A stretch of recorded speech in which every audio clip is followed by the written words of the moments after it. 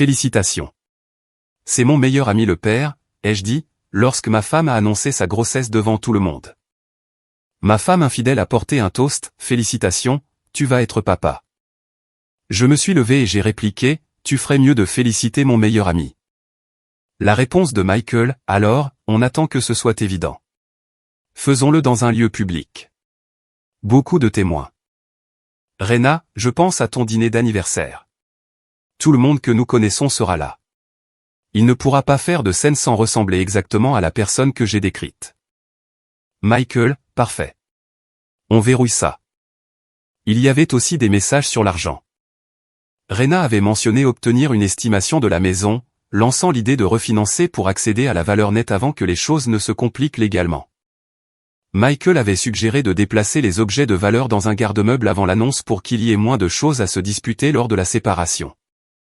Ils avaient même discuté de la façon de gérer Eva. Michael était censé commencer à chercher des disputes avec elle dans les mois précédant la révélation. Créer de la distance. Faire en sorte que leur divorce ait l'air d'être déjà en cours avant que la liaison ne soit découverte. Rena avait écrit, si on joue bien le coup, ça ressemblera à 2 mariages en échec qui se sont chevauchés par hasard. Pas comme si on avait prévu quoi que ce soit. La réponse de Michael, continue juste à travailler sur l'histoire de son état mental. S'il explose, il prouve ton point. S'il n'explose pas, il accepte. De toute façon, on gagne. Je suis resté assis là à lire les messages entre ma femme et mon meilleur ami, les regardant discuter de la façon de démanteler ma vie. Eva pleurait silencieusement de l'autre côté de la table. Moi, je ne pleurais pas. Je lui ai rendu le téléphone.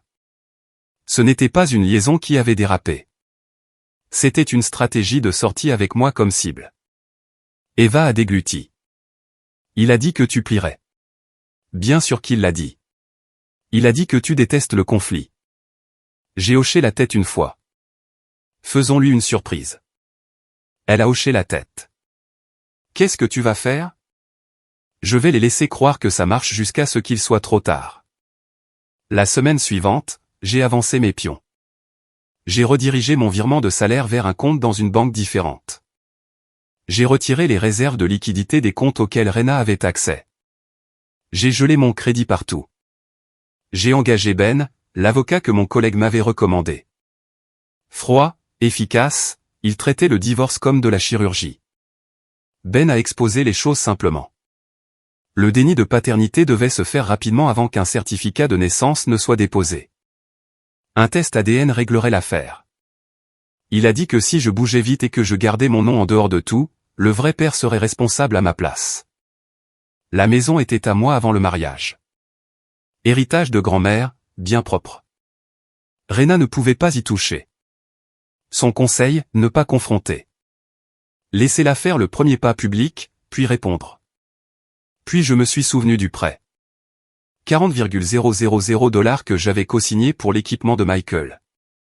Si son entreprise coulait, je serais responsable de tout ce qui restait. J'ai appelé le prêteur lundi matin, j'ai confirmé mon exposition. 18,000 $ encore impayés. Ben leur a envoyé un avis formel indiquant que je surveillerais le compte et poursuivrais le recouvrement directement contre Michael si les paiements s'arrêtaient.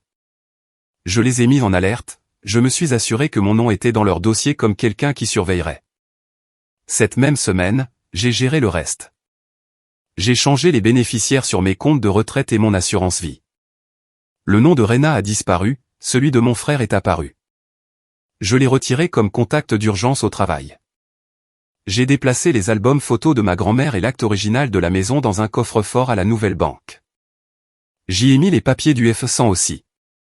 Ce week-end-là, je suis passé devant le garde-meuble que Rena avait loué. Je ne pouvais pas voir à l'intérieur, mais je savais ce qu'il y avait là. Des choses qu'elle voulait sortir de la maison avant que tout n'explose. Des choses qu'elle ne voulait pas que j'aie. J'ai aussi trouvé la carte de l'expert immobilier dans son sac à main.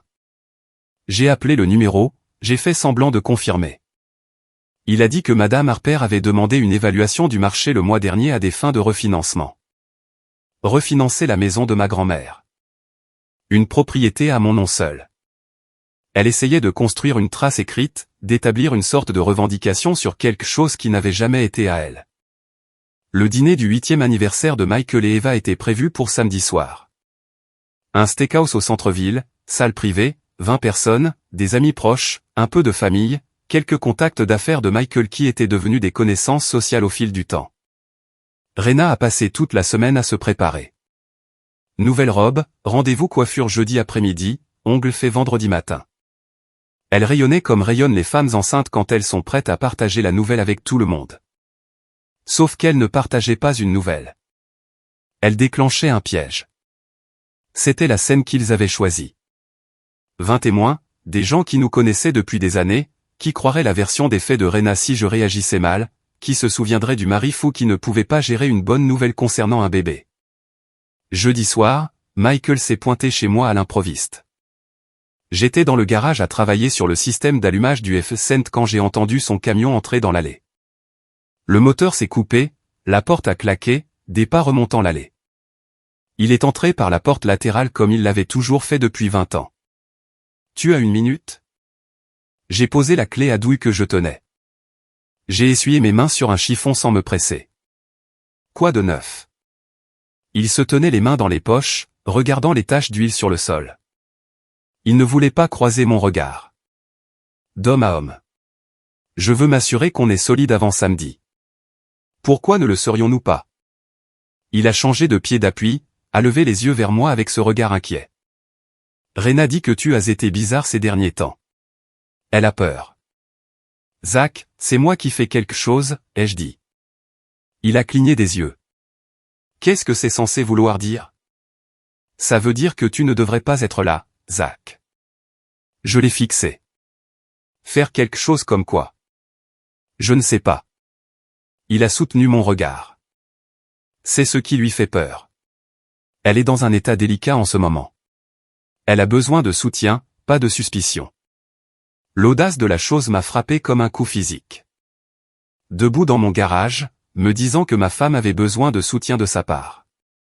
L'homme qui couchait avec elle depuis 8 mois pendant que je reconstruisais son carburateur et couvrais ses paiements de prêt quand il était à court.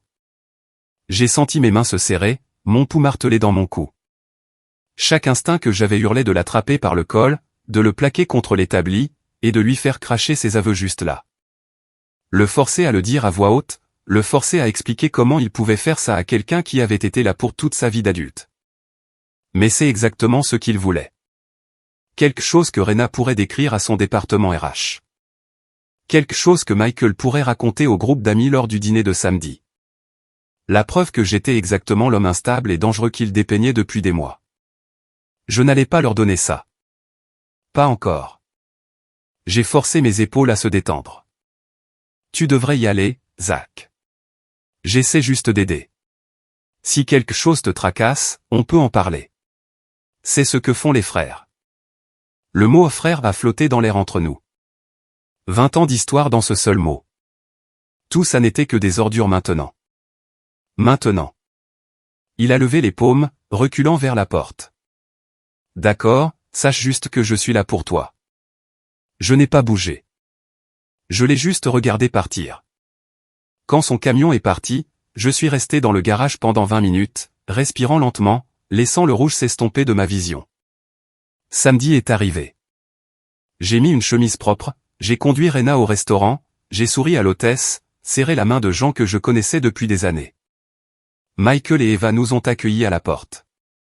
Eva était pâle. Elle savait que quelque chose allait arriver.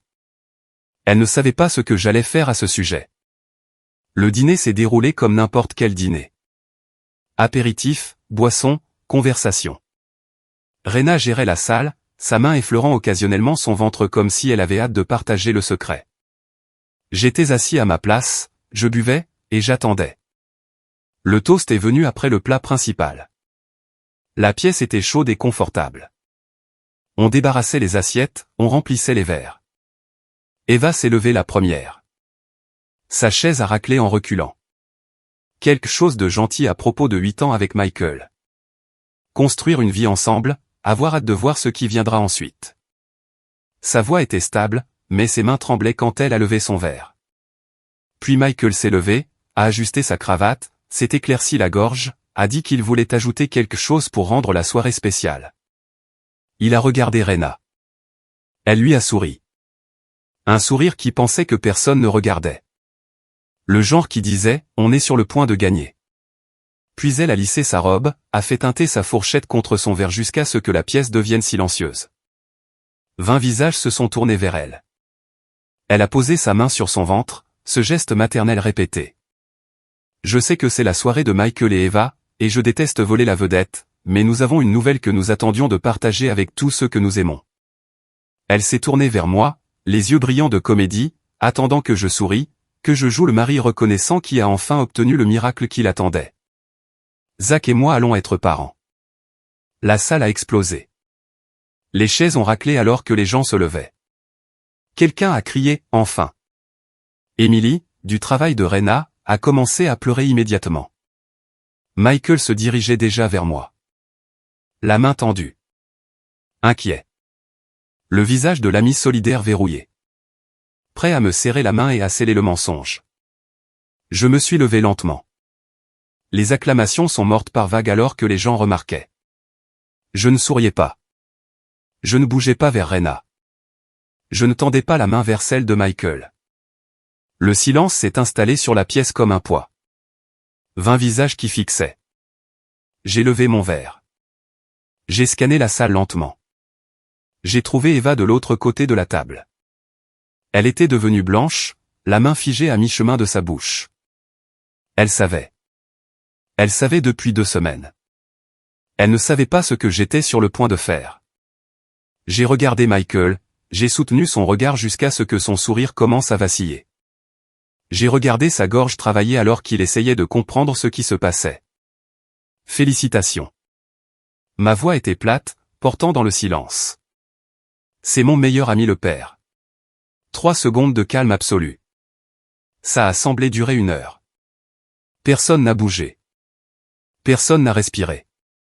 La voix d'Eva est devenue fluette.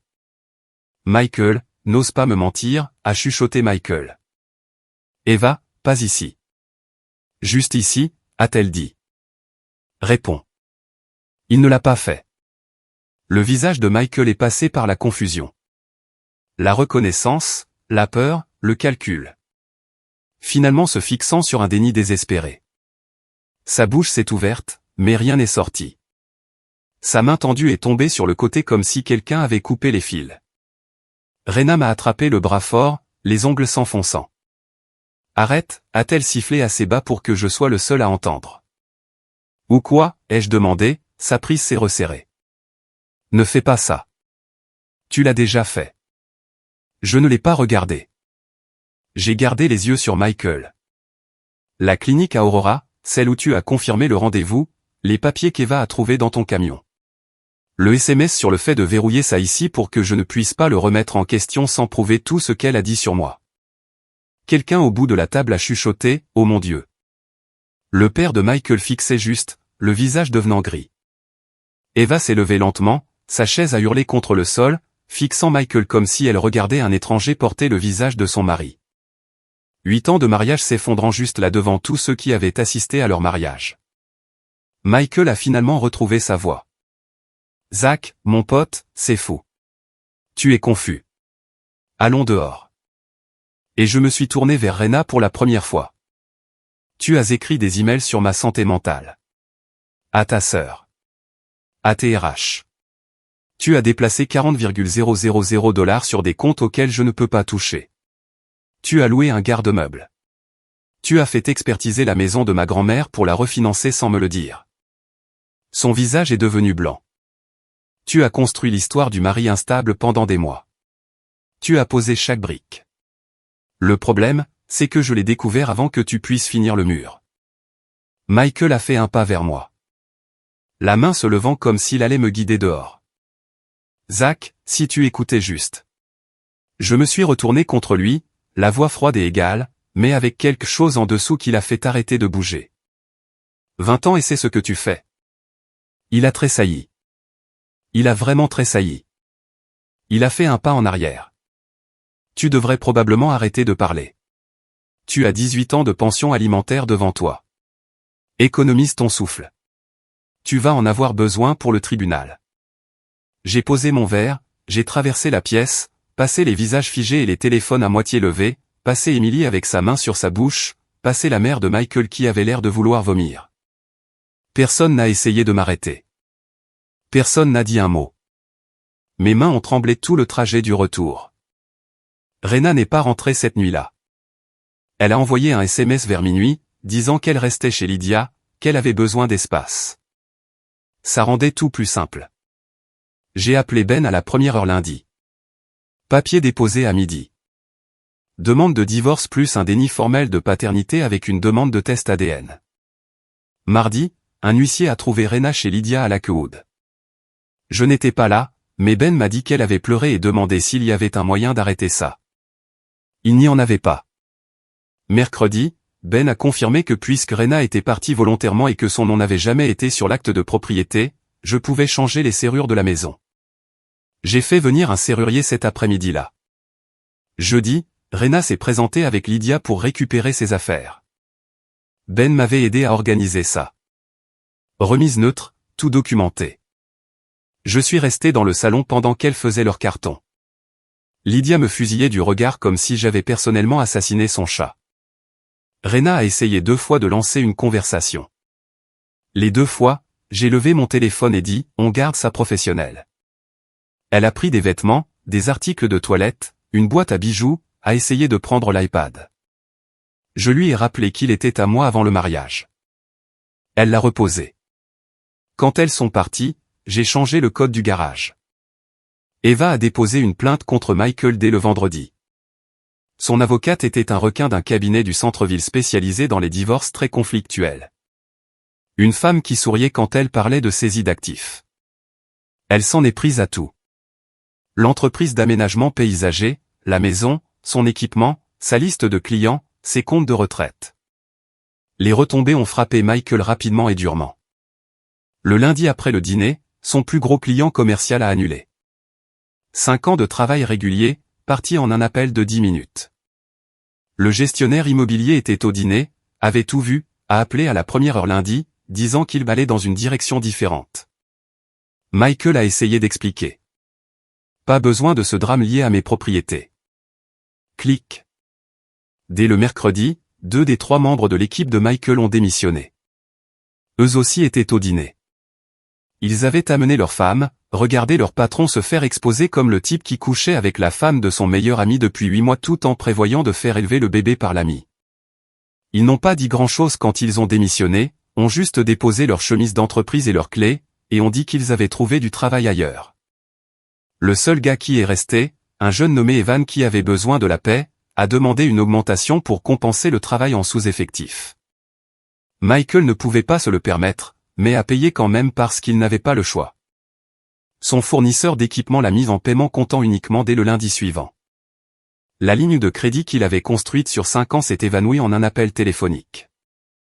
Les nouvelles vont vite dans le métier. Les gens parlent chez les fournisseurs, sur les chantiers, dans les petits déj où les équipes prennent le café avant le travail. En 2 semaines, tous ceux qui comptaient connaissaient l'histoire. 2 semaines après le dîner, Michael a été signifié sur un chantier. L'huissier est entré directement sur la propriété où Michael posait du gazon pour un client résidentiel, lui a remis les papiers du divorce d'Eva devant son seul membre d'équipe restant et le propriétaire qui regardait depuis le patio. Le visage de Michael est devenu rouge. Le propriétaire a appelé son bureau cet après-midi-là pour mettre le projet en pause en attendant l'examen de la situation. Ils n'ont jamais rappelé. J'ai entendu la plupart de tous à part des amis communs, les quelques-uns qui parlaient encore aux 2 côtés. Personne ne faisait la queue pour défendre Michael. Difficile de construire un récit de sympathie quand 20 personnes vous ont vu vous faire exposer pour avoir prévu de coller à votre meilleur ami 18 ans de pension alimentaire pour l'enfant d'un autre. Le groupe d'amis s'est scindé rapidement après le dîner. La plupart des gens que nous connaissions depuis des années étaient dans cette pièce. Aux premières loges pour tout le désastre. Ils avaient vu Rena annoncer une grossesse et ensuite l'avaient vu se faire exposer pour porter l'enfant de son amant tout en construisant une trace écrite pour me faire passer pour dangereux. Difficile de prétendre que c'était compliqué quand 20 personnes ont vu le moment exact où le masque est tombé. En 1 semaine, j'avais reçu des SMS de 4 personnes différentes demandant si j'allais bien, si j'avais besoin de quoi que ce soit, si je voulais prendre un café et parler. Pas une seule d'entre elles n'a posé de questions sur la version de Rena. Pas une seule n'a suggéré que j'avais peut-être réagi de manière excessive. Ils en avaient assez vu.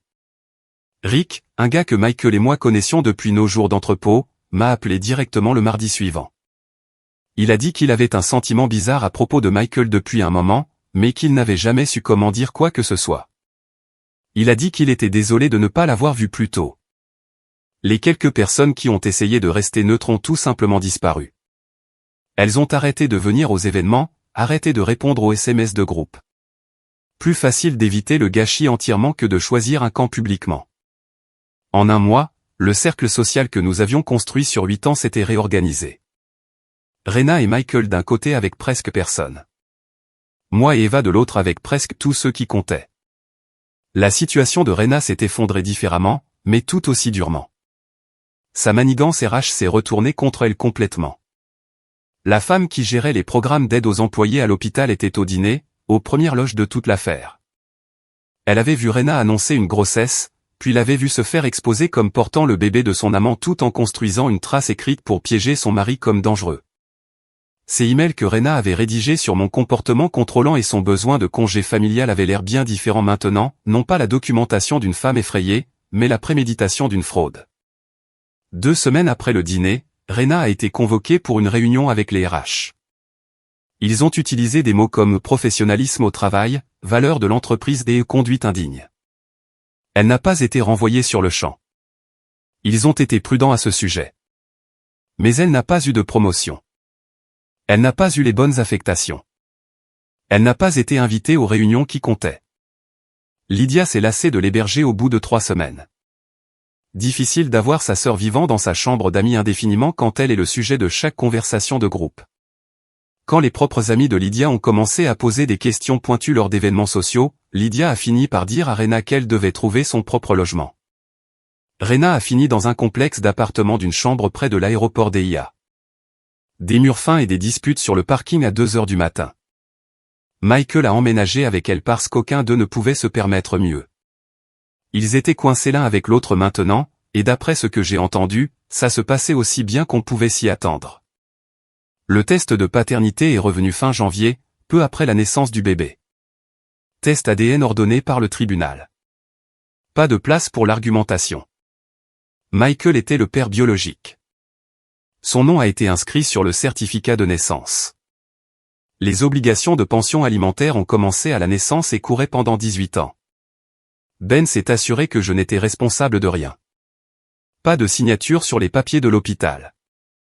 Pas de reconnaissance de paternité. Séparation nette entre moi et un gamin qui n'a jamais été le mien. L'avocate d'Eva a démantelé Michael dans la procédure de divorce. Il a perdu la maison. A dû liquider de l'équipement pour couvrir le règlement. A vendu 2 camions et une remorque. La vente de l'équipement a remboursé le prêt que j'avais co-signé. Le prêteur a eu son argent. Mon nom a disparu des papiers. Une chose de moins me liant à lui. Il a perdu la plupart de ses comptes commerciaux et la moitié de ses comptes résidentiels. L'entreprise a survécu sur le papier mais couvrait à peine les coûts d'exploitation. D'après ce que j'ai entendu, il travaillait seul maintenant. Evan avait finalement trouvé un meilleur travail. Mon divorce a été finalisé en février. Rena a eu ses biens personnels, sa voiture, et un petit règlement provenant de comptes qui existaient avant que je ne verrouille tout. J'ai gardé la maison, ma retraite, le F100. Puis est venue la médiation. L'avocat de Rena a demandé une conférence de règlement finale en mars. Il a dit qu'il y avait des questions non résolues concernant le langage de la division des actifs et la formulation de la faute mutuelle dans le décret final. Je savais ce que c'était vraiment. Une dernière tentative pour réécrire l'histoire.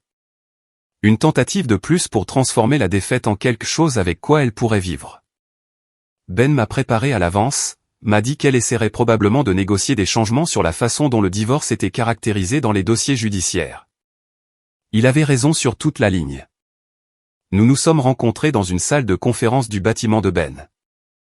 Rena était assise de l'autre côté de la table avec son avocat. Elle était plus mince maintenant, l'air fatigué. Michael n'était pas avec elle. Il ne pouvait probablement pas se permettre de manquer le peu de travail qu'il avait encore. Son avocat a commencé avec le baratin habituel, résolution amiable, intérêt des 2 parties, avancer de manière productive au lieu de s'attarder sur le passé. Puis Rena a pris le relais. Elle voulait que le langage du décret soit changé, pas d'attribution de faute, pure différence irréconciliable mutuelle, rien sur les circonstances ou les tiers. Elle voulait une clause de non-dénigrement empêchant l'un ou l'autre de discuter de ce qui s'était passé. Et elle voulait une formulation qui empêcherait quiconque d'assigner à comparaître l'email qu'elle avait rédigé sur mon état mental. « Je t'offre la paix », a-t-elle dit. « Non », ai-je dit, tu vends le silence. Sa mâchoire s'est serrée. « Appelle ça comme tu veux. »« Très bien », ai-je dit. « Je n'achète pas. » Son avocat est intervenu. Ma cliente demande également un ajustement financier. Compte tenu des dommages à sa réputation professionnelle, elle demande une compensation supplémentaire sur les biens matrimoniaux. Ben n'a pas scié. Non. Rena s'est penchée en avant, m'a regardé directement. J'essaie de me protéger ici, Zach. Tu as fait en sorte que tout le monde sache ce qui s'est passé. Ma carrière est endommagée. Ma famille ne me parle plus. Je mérite quelque chose pour ça. J'ai laissé le silence s'étirer. Elle a continué. Et je veux un langage dans le décret qui dit que le calendrier de la grossesse n'était pas clair. De cette façon, personne ne peut prouver que j'ai planifié quoi que ce soit. Elle s'est reculée, a essayé un angle différent. Sa voix est devenue plus dure. Paie-moi ce que je demande et signe le non-dénigrement.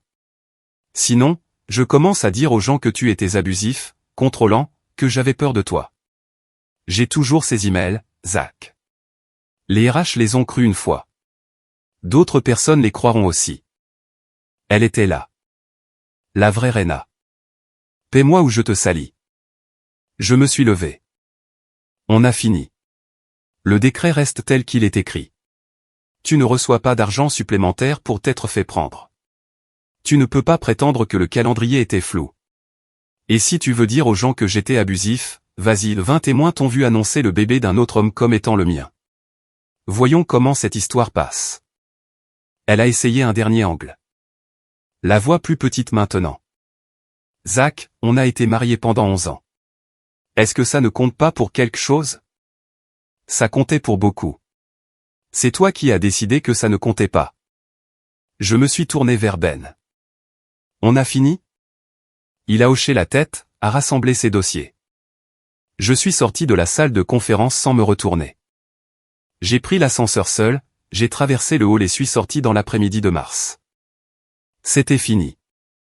Michael a 18 ans de pension alimentaire et une entreprise qui garde à peine les lumières allumées. Rena a un appartement d'une chambre près de l'aéroport et une histoire que personne n'a crue. Moi? J'ai ma maison, un camion qui roule, des serrures dont moi seul ai les codes. Ils voulaient écrire ma fin. Ils n'ont plus le stylo.